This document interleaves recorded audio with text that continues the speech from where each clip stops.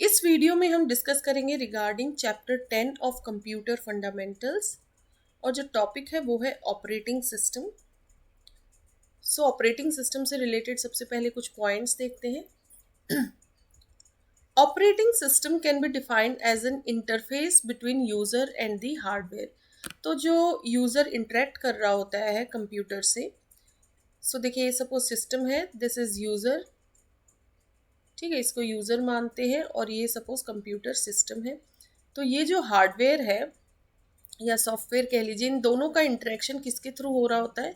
बीच में operating system आता है। डायरेक्टली जो है यूज़र को कंप्यूटर के जो हार्डवेयर है या सिस्टम सॉफ्टवेयर है, इन सब से कोई मतलब नहीं है।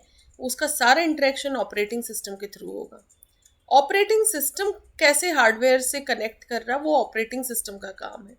लेकिन यूज़र को डायरेक्टली हार्डवेयर से कनेक्ट होने की ज़रूरत नहीं है। तो इंटरनली जो है कोर लेवल पे तो ऑपरेटिंग सिस्टम इंटरेक्ट कर रहा होता है कंप्यूटर से, लेकिन यूज़र ऑपरेटिंग सिस्टम के थ्रू जो है इंटरेक्ट कर रहा होता है। तो ऑपरेटिंग सिस्टम सपोज ये हो गया ओएस, जिसको इस तरीके से भी लिख सकते हैं ओएस। ऑपरेटिंग सिस्टम यूज़र और कंप्यूटर जो हार्डवेयर है उसके बीच का इंटरफेस है, उसी के माध्यम से एक यूज़र इंटरेक्ट कर पा रहा है हार्डवेयर से। Now it provides an environment to the user so that the user can perform its task in convenient and efficient way. Operating system एक एनवायरनमेंट प्रोवाइड करता है यूज़र को, जिसकी मदद से यूज़र अपने टास्क को बहुत इजीली या फिर कन्वीनियंट मैनर में कर सकता है। जैसे देखिए, जब आप कंप्यूटर ऑन करते हैं तो कुछ प्रोग्राम्स जो है, सिस्टम प्रोग्राम्स वहाँ पे ऑटोमेटिक जो है रन होते हैं, उससे यूज़र को कोई लेना देना नहीं है। और फाइनली उन प्रोग्राम्स की मदद से फिर ऑपरेटिंग सिस्टम जो है वो सबसे पहले एक्टिवेट होता है। जो आपने देखा ना, स्टार्टिंग विंडोज़ करके इस तरीके से स्क्रीन ओपन होता है। सपोज विंडोज़ ऑपरेटिंग सिस्टम लेके चलते, जो कि बहुत ही कॉमन ऑपरेटिंग सिस्टम है। तो विंडोज़ का सबसे पहले आपको दिखेगा कि हाँ स्टार्ट हो रहा है, एंड देन आपको धीरे धीरे फाइल्स, फोल्डर्स, सारी चीज़ें दिखने लगती है स्क्रीन पे।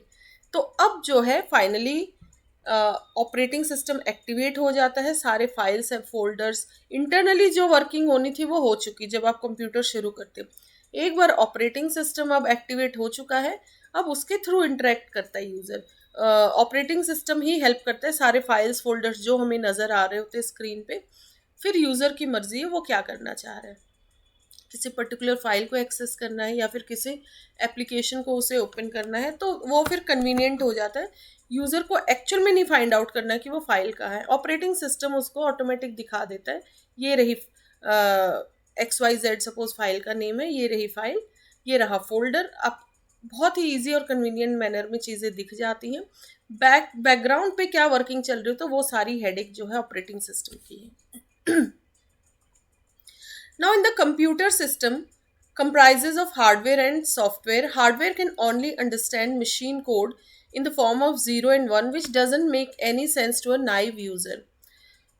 यदि एक्चुअल में यूज़र कंप्यूटर सिस्टम के साथ डायरेक्टली जब इंटरेक्ट करेगा, तो कंप्यूटर सिस्टम होता क्या है? It is a combination of hardware और सॉफ्टवेयर का ही कॉम्बिनेशन होता है। इसी की दोनों की जो है कोऑर्डिनेशन से या कॉपरेशन से कोई भी प्रोग्राम रन होता है या कोई भी टास्क परफॉर्म कर पाता है कंप्यूटर। तो हार्डवेयर लेवल पे क्या होता है, चीज़ें सारी जो है कंप्यूटर कोर लेवल पे मशीन लैंग्वेज को ही समझ पाता, मशीन कोड को। मतलब हर चीज़ 0 और 1 के फॉर्म में वहाँ पे, ठीक है। कोई स्ट्रिंग है वो भी, कोई सेंटेंस है वो भी फाइनली 0-1 के फॉर्म में, कोई लेटर है वो भी, सारे इंस्ट्रक्शंस फाइनली 0 और 1 की फॉर्म में कन्वर्ट हो जाते हैं, जिसको बाइनरी फॉर्म कहते हैं। तो एक जो यूज़र है, नाइव यूज़र मतलब कोई नया यूज़र है, ओल्ड यूज़र भी है कोई, तो बहुत एक्सपर्ट लेवल का इंसान भी हर चीज़ को मशीन कोड में थोड़ी समझ पाएगा।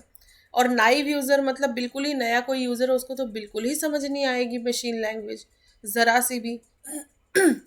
तो किसी यूज़र के लिए कोई सेंस नहीं बनती है मशीन कोड की, इसीलिए बीच में ऑपरेटिंग सिस्टम आता है। ऑपरेटिंग सिस्टम का काम है उस मशीन कोड को समझना और बाकी चीज़ें इंटरप्रेट करना। यूज़र को वो इजी तरीके से एक इंटरफेस के फॉर्म में दे देता है। इसीलिए जब दिक्कत आने लगी कि हार्डवेयर के साथ डायरेक्टली यूज़र कैसे इंटरेक्ट करे, तो ऑपरेटिंग सिस्टम की ज़रूरत। We need a system which can act as an intermediary and manage all the processes and resources present in the system. So एक सिस्टम की रिक्वायरमेंट होगी जो एक इंटरमीडियरी का काम करेगा ताकि सारी प्रोसेसेस को वो मैनेज कर सके और जो भी रिसोर्सेज है कंप्यूटर में वो रिसोर्सेज मैनेज हो सके। मतलब किस प्रोसेस को कब कितनी रिसोर्स एलोकेट करनी है, कब उससे वो रिसोर्स ले लेनी है। क्योंकि मल्टीटास्किंग में तो क्या होता है कि बहुत सारी प्रोसेसेस एक साथ एग्जीक्यूट हो रही होती हैं या फिर उन्हें एग्जीक्यूट होना है। बहुत सारी प्रोसेस चाह रही हैं कि हमें ये रिसोर्स चाहिए, तो ऑपरेटिंग सिस्टम डिसाइड करता है कि किसको किस प्रोसेस को एलोकेट करनी है और क्या रिसोर्स एलोकेट करनी है। तो ये सारी मैनेजमेंट ऑपरेटिंग सिस्टम करता है। Now an operating system can be defined as an interface between user and hardware. तो सिंपली ऑपरेटिंग सिस्टम की डेफिनेशन की बात करें तो ये एक इंटरफेस होता है बिटवीन यूजर एंड हार्डवेयर। ठीक है, यूजर डायरेक्टली कंप्यूटर के हार्डवेयर से नहीं डील कर रहा होता है, हार्डवेयर लेवल पे ऑपरेटिंग सिस्टम इंटरेक्ट करता है और ओएस जो है बहुत इजी कर देता है यूजर के लिए चीज़ों को अंडरस्टैंड करना। पीछे पीछे मैनेजमेंट सारी ऑपरेटिंग सिस्टम कर रहा होता है। It is responsible for the execution of all the processes, resource allocation, CPU management, file management and many other task. तो बहुत सारे फंक्शंस होते हैं ऑपरेटिंग सिस्टम के, जैसे प्रोसेसेस को एग्जीक्यूट कराना, किस ऑर्डर में एग्जीक्यूट होगी, किसका कब नंबर आएगा। देन रिसोर्स एलोकेशन, बहुत सारी रिसोर्सेज है जैसे कि इनपुट आउटपुट डिवाइसेस हो गए, किस प्रोसेस का नंबर है इनपुट आउटपुट को यूज़ करने का, या फिर सीपीयू कब किसको सीपीयू एलोकेट होगा। सीपीयू मैनेजमेंट हो गई, देन फाइल्स को मैनेज करने का काम और बाकी अदर टास्क भी। और ये आप ऑपरेटिंग सिस्टम वाली जो प्लेलिस्ट है उसमें ये सारी चीज़ें डिटेल में मेंशन है। तो यदि कंप्यूटर साइंस सब्जेक्ट से रिलेटेड यदि कोई देख रहा है तो उनके लिए तो मैंडेटरी है डिटेल में जानना। अदरवाइज यदि जनरल कंप्यूटर फंडामेंटल्स जिसको सिर्फ जानना है और अदर बैकग्राउंड से है वो अपार्ट फ्रॉम कंप्यूटर साइंस, तो वो फिर बस थोड़ी सी ही जानकारी रखे, बहुत डिटेल में जानने की ज़रूरत नहीं है। Now, the purpose of an operating system is to provide an environment in which a user can execute programs in convenient and efficient manner। इसमें क्या होता है, ऑपरेटिंग सिस्टम का पर्पस होता है यूज़र को वो एनवायरनमेंट देना ताकि वो प्रोग्राम्स को एग्जीक्यूट कर सके या जो भी टास्क परफॉर्म करना चाह रहा है वो यूज़र उसको कन्वीनियंट और एफिशिएंट तरीके से परफॉर्म कर सके। जैसे सारी फाइल्स हमें दिख जाती है तो आसानी से जब जो फोल्डर खोलना, जो फाइल हमें एक्सेस करनी है वो इजीली हमें दिख जाती है। नाउ देखिए ये एक डायग्राम है जिसमें इजीली आप देख सकते हैं ऑपरेटिंग सिस्टम और हार्डवेयर के बीच में। देखिए सबसे पहले तो हार्डवेयर हो गया, अब हार्डवेयर के साथ यूज़र डायरेक्टली इंटरेक्ट नहीं कर रहा, बीच में आ गया ऑपरेटिंग सिस्टम। और ये सारे ऑपरेटिंग सिस्टम के कह सकते हैं कि जो सिस्टम प्रोग्राम्स होते हैं वो सब हैं, यूटिलिटीज, सिस्टम सॉफ्टवेयर, ये सब आ गई चीज़ें बीच में। देन सारे एप्लीकेशंस आएंगे और इन एप्लीकेशंस के थ्रू देखिए ये एप्लीकेशन सॉफ्टवेयर का मतलब है इसी के थ्रू यूज़र इंटरेक्ट कर रहा होता है। तो यहाँ एप्लीकेशन सॉफ्टवेयर मीन्स यूज़र हो गया, ये हार्डवेयर, फिर बीच में आ गया ऑपरेटिंग सिस्टम। ठीक है, तो एप्लीकेशन सॉफ्टवेयर किसी न किसी सॉफ्टवेयर का ही यूज़ कर रहा होगा यूज़र, जैसे डेटाबेसेस हो गए या किसी ब्राउज़र को ओपन किया हुआ है, कोई कंप्यूटर गेम हो गया। तो यूज़र इंटरेक्ट कर रहा है तो डायरेक्टली हार्डवेयर से नहीं इंटरेक्ट करना पड़ रहा है, बीच में ऑपरेटिंग सिस्टम वो सारी चीज़ें मैनेज कर रहा है, ऑपरेटिंग सिस्टम डायरेक्टली हार्डवेयर के साथ डील कर रहा है। ठीक है, सो ये एक बहुत सिंपल डायग्राम और अंडरस्टैंडेबल है कि ऑपरेटिंग सिस्टम का क्या रोल है। Now basic structure of computer system देखते हैं, उसमें ऑपरेटिंग सिस्टम कैसे फिट हो रहा है वो भी हम देखेंगे यहाँ पे। Structure of a computer system, a computer system consists of, एक जनरली एक कंप्यूटर सिस्टम किस किस से बना होता है, सबसे पहले तो यूज़र, मतलब जो उस कंप्यूटर को यूज़ कर रहे होंगे, उस पर एप्लीकेशन रन कर रहे होंगे, यूज़र्स हो गए, people who are using the computer उसको यूज़र कहेंगे। एप्लीकेशन प्रोग्राम्स है, मतलब डिफरेंट डिफरेंट प्रोग्राम्स जिसको यूज़र यूज़ कर रहे हैं, जैसे कंपाइलर्स हो गए, कोई डेटाबेस, कोई गेम्स, वीडियो, कोई न कोई टास्क ही तो परफॉर्म करेगा यूज़र। प्लेयर, ब्राउज़र्स, तो ये सारे एप्लीकेशंस हो गए जिसके थ्रू यूज़र इंटरेक्ट कर रहा होता है। देन होते हैं सिस्टम प्रोग्राम्स, उसमें आ गए शेल्स, एडिटर्स, कंपाइलर्स एट्सेट्रा। फिर ऑपरेटिंग सिस्टम है, ये भी एक सॉफ्टवेयर ही होता है, a special program which acts as an interface between user and hardware. ये एक स्पेशल प्रोग्राम होता है जो एक इंटरफेस का काम करता है between user and hardware. Hardware में आपका आ गया जैसे CPU, central processing unit, disks हो गए, मेमोरी हो गई, ये सब।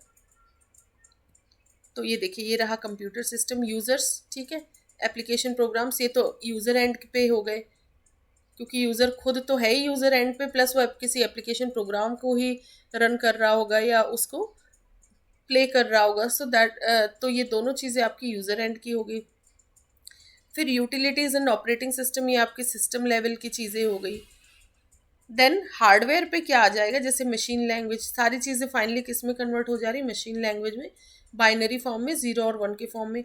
माइक्रो प्रोग्रामिंग आ गई इसमें। देन डिवाइसेस की बात करें, जैसे CPU, central processing unit, memory, input output devices, ये सब हार्डवेयर में आ गया। तो operating system sits between user and hardware.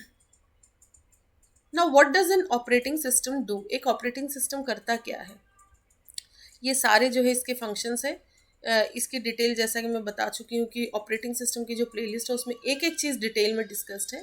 But beginner level के लिए या फिर सिर्फ बेसिक नॉलेज यदि चाहिए तो इतना ही सफिशिएंट है जानना। और थोड़ी और नॉलेज यदि आप लेना चाह रहे हैं तो ऑपरेटिंग सिस्टम की जो प्लेलिस्ट है उसके शुरू के 4-5 वीडियो देख लीजिए, दैट इज़ इनफ। यदि आप कंप्यूटर बैकग्राउंड से नहीं है या फिर डिफरेंट सब्जेक्ट के हैं, क्योंकि कंप्यूटर फंडामेंटल्स तो ये सभी के लिए इम्पॉर्टेंट है। लगभग सभी एग्ज़ाम में ये आ जाता है। अलग अलग सब्जेक्ट वाले स्टूडेंट्स को भी थोड़ी बहुत कंप्यूटर फंडामेंटल्स की जानकारी चाहिए यदि कोई एग्ज़ाम पास करना है तो, और बेसिक नॉलेज भी होनी चाहिए कंप्यूटर फंडामेंटल्स की। सो उनके पॉइंट ऑफ व्यू से तो बहुत डिटेल में नहीं जानना, बट ऑपरेटिंग सिस्टम की जो प्लेलिस्ट है उसके शुरू के बस 4-5 वीडियोस देख लीजिए। और कोर कंप्यूटर के यदि आप स्टूडेंट हैं देन तो वो ऑपरेटिंग सिस्टम तो डिटेल में जानना ही होगा। मतलब ये जितनी स्टेप्स यहाँ मैंशनड है ये सारी चीज़ें डिटेल में आती है ऑपरेटिंग सिस्टम में। सो कंप्यूटर वाले जो हैं स्टूडेंट्स वो उस प्लेलिस्ट को ज़रूर कंप्लीट देखिएगा।